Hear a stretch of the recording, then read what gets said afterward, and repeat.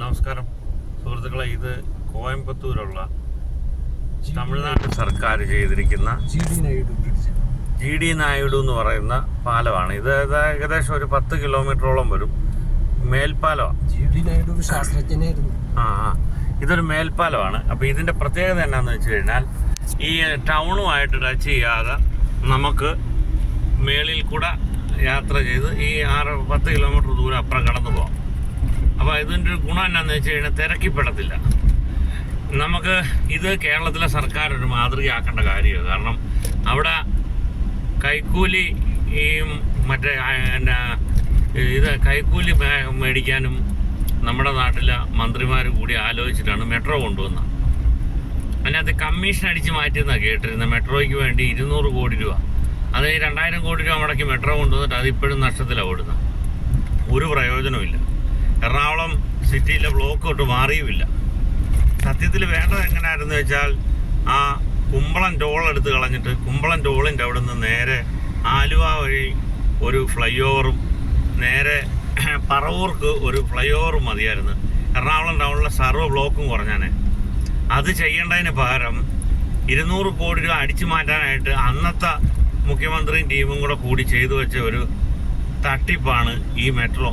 അത് കോടിക്കണക്കിന് രൂപ നഷ്ടം വരുത്തിയെന്നല്ലാതെ യാതൊരു ഗുണവും എറണാകുളത്തുള്ള മലയാളികൾക്കുണ്ടായില്ല.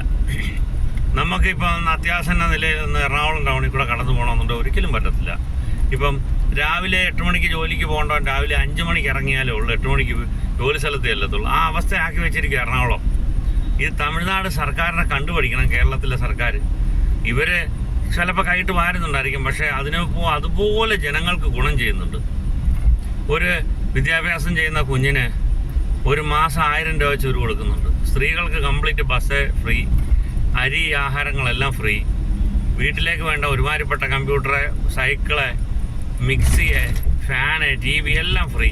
എന്ത് മാന്യമായ രീതിയിലാണ് സർക്കാർ ഇടപെടുന്നത്.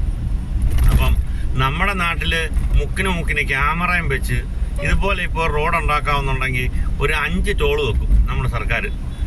എന്നാ അക്രമമാണ് നമ്മളോട് ചെയ്യുന്ന. 5 ടോളിൽ 50 ക്യാമറ. അതെ. ഇപ്പം നമ്മൾ ഈ പാകിസ്ഥാനികൾ ഇന്ത്യക്കാരെ കാണുന്ന പോലെയാണ് നമ്മുടെ രാഷ്ട്രീയക്കാരും നമ്മുടെ നാട്ടിലെ മന്ത്രിമാരും നമ്മൾ ഇന്ന് മലയാളികളെ കാണുന്ന. ഭയങ്കര ശത്രുവായിട്ടാണ് കാണുന്നത്. എന്നിട്ട് പുതിയ നിയമങ്ങൾ കൊണ്ടുവന്ന് പരീക്ഷിക്കുക. ഇപ്പം തന്നെ ഓട്ടോറിക്ഷ പോലുള്ള മുക്കാലിയെ കിടന്ന് കഷ്ടപ്പെടുന്ന പാവപ്പെട്ട ഓട്ടോ തൊഴിലാളികൾ, ഒരു നേരത്തെ ആഹാരത്തിന് കിടന്ന് കഷ്ടപ്പെടുന്ന ഓട്ടോ തൊഴിലാളികൾ, ലോറി ഡ്രൈവർമാർ, അവരുടെയൊക്കെ ചങ്കത്തിട്ട് ചവിട്ടുകയാണ് ചെയ്തിരിക്കുന്ന കേന്ദ്ര സർക്കാർ. മോദി സർക്കാർ കൊണ്ടുവന്ന നിയമമാണ് ഓട്ടോറിക്ഷയ്ക്ക് 25,000 രൂപ ടെസ്റ്റിംഗ് ഫീസ്. 1000 രൂപ മാത്രം അടയ്ക്കേണ്ടതിന് 25,000 രൂപ അടയ്ക്കേണ്ട രീതിയിലേക്ക് കാര്യങ്ങൾ വന്നു. എന്തൊരു അക്രമമാണ് ചെയ്യുന്ന. ഞങ്ങൾക്ക് ജീവിക്കണ്ടേ, പാവപ്പെട്ട മലയാളിക്ക് ജീവിക്കണ്ടേ. സർക്കാരും മന്ത്രിമാരുടെയും കണ്ണിൽ കൂടെ നോക്കുമ്പം ഈ ഓട്ടോറിക്ഷ ഉള്ളവരെന്തോ വലിയ കോടീശ്വരന്മാരായിട്ടാണ് അവർ കാണുന്നത്. കാറുള്ളവരെ പറയുകയും വേണ്ട. 250 രൂപയ്ക്ക് ടോള് ബംഗാളികളെ മുക്കിനിരുത്തി ടോള് പിരിക്കുന്നുണ്ട്. ഒരു കുഴപ്പമില്ലാതെ ഓടിക്കൊണ്ടിരുന്ന കേരളത്തിൽ വണ്ടികൾ, അതിൽ കൂടെ 4 വരി പാത 6 വരി പാത എന്ന് പറഞ്ഞ് വന്നിട്ട് അതിന് 80 കിലോമീറ്റർ സ്പീഡിൽ കൂടുതൽ പോയി കഴിഞ്ഞാൽ അന്നേരം തന്നെ ക്യാമറയും വെച്ച് ഫൈനും അടച്ച് പൈസ പിടിച്ച് പറിച്ച് മേടിക്കുന്നു. മുക്കിന് ടോളും വെച്ചിരിക്കുന്നു. ഇതൊക്കെ ചോദിക്കാനും പറയാനും ആരും ഇല്ലാത്തതുകൊണ്ട് അങ്ങ് ജനങ്ങളെ അങ്ങ് കൊള്ളയടിച്ചേക്കുക. എന്തൊരു മാന്യതയില്ലാത്ത പണിയാണ് സർക്കാർ ചെയ്തുകൊണ്ടിരിക്കുന്നത്. ഇത് ജനങ്ങൾക്ക് ജീവിക്കേണ്ടത്. ഇതെങ്ങനെ ജീവിക്കാൻ പറ്റും? അതിശക്തമായ ഈ ചുങ്കം എന്ന് പറഞ്ഞ ടാക്സ് ജനങ്ങളുടെ തലയിലോട്ട് ചുമത്തുമ്പോൾ ജനങ്ങൾ അതിനെ അതിജീവിക്കാൻ വേണ്ടി കൃത്രിമം കാണിക്കും. അങ്ങനെ വരുമ്പോൾ ആഹാരത്തിൽ മായം ചേരും, ഭക്ഷണത്തിൽ മായം, വസ്ത്രത്തിൽ മായം, സർവ്വതിലും മായമാവുക. ക്യാൻസർ പടരുമല്ലേ പെട്രോളിൽ തീ പിടിച്ച പോലെ. സർക്കാർ കാരണമാണ് ഇതൊക്കെ ഉണ്ടാകുന്നത്. ഇപ്പം തന്നെ സർക്കാർ ആശുപത്രിയിൽ ഗുളിക കൊണ്ട് കോപ്പുണ്ടെന്നൊക്കെ പറഞ്ഞു.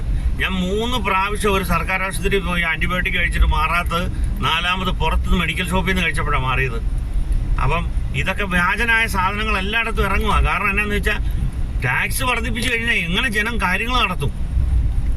ദയവേത് മന്ത്രിമാർ ഈ വോയിസ് കേൾക്കുന്നുണ്ടെങ്കിൽ നിങ്ങൾ ഒരു മാന്യതയുടെ ഇതിലെങ്കിലും ഞങ്ങൾ പാവപ്പെട്ട ജനതയോട് ഒരു കരുണ കാണിക്കണം. അല്ലെങ്കിൽ ജനങ്ങൾ ഇപ്പം കണ്ടില്ലേ, നേപ്പാളിൽ കണ്ടില്ലേ, ശ്രീലങ്ക കണ്ടില്ലേ, ആഭ്യന്തര കലാപമൊക്കെ ഉണ്ടാവും. ജനങ്ങൾ അവസാനം ക്ഷമ കെട്ട് കഴിയുമ്പോൾ ചാടി ഇറങ്ങും. ജനങ്ങൾ ആയുധം എടുത്തുകൊണ്ടും ഭയങ്കര കുഴപ്പങ്ങളുണ്ടാക്കും. ജനങ്ങൾ അങ്ങ് ക്ഷമയുടെ നെല്ലിപ്പലക കണ്ടിരിക്കുക.